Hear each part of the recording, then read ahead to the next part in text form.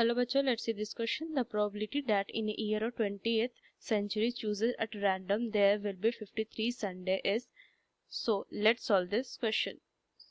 तो की कंसेप्ट अगर मैं अप्लाई करूं तो मुझे प्रोबेबिलिटी किस चीज़ की फाइंड करनी है? मुझे प्रोबेबिलिटी फाइंड करनी है 53 Sunday in the year of 20th century. तो चलिए इस क्वेश्चन को मैं सॉल्व करती हूँ। तो मुझे पता है लीप ईयर जो होता है वो 4 सालों में एक बार आता है। सो अगर मैं प्रोबेबिलिटी देखूं तो किसी भी इवेंट की प्रोबेबिलिटी एक क्या होता है? Number of a favourable outcome upon में total number of outcome, total outcome. So चलिए इस क्वेश्चन को मैं सॉल्व करती हूँ। तो यहाँ से लिखेंगे we no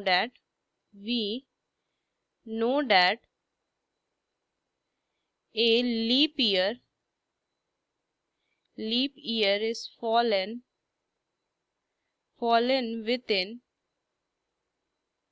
4 years, so its probability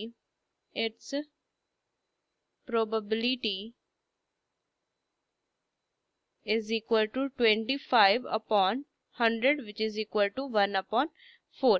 In a century, the probability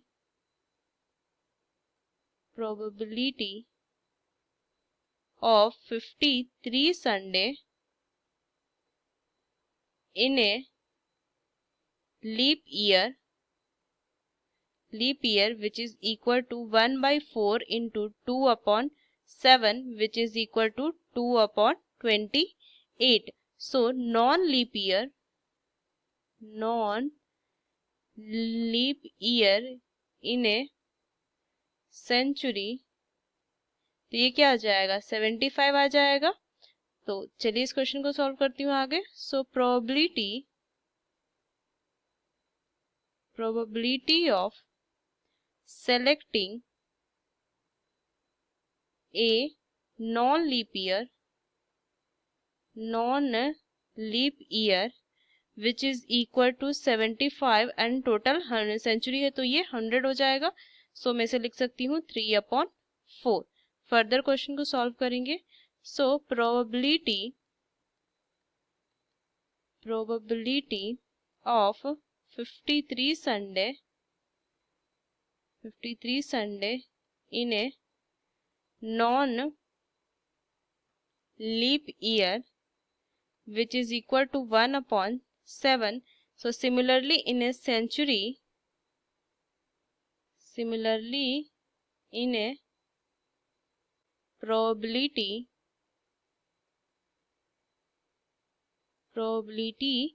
of 53 Sunday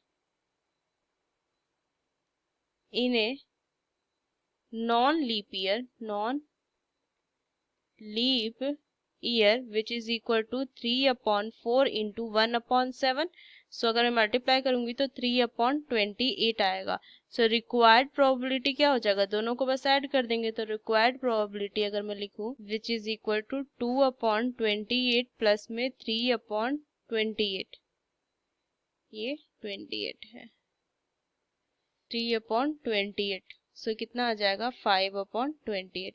so 5 upon 28 final answer होगा। तो कौन सा ऑप्शन होगा? ये डी ऑप्शन। यूजिंग दिस की concept we solve this question. Hope you understood it well. Best of luck. Thank you.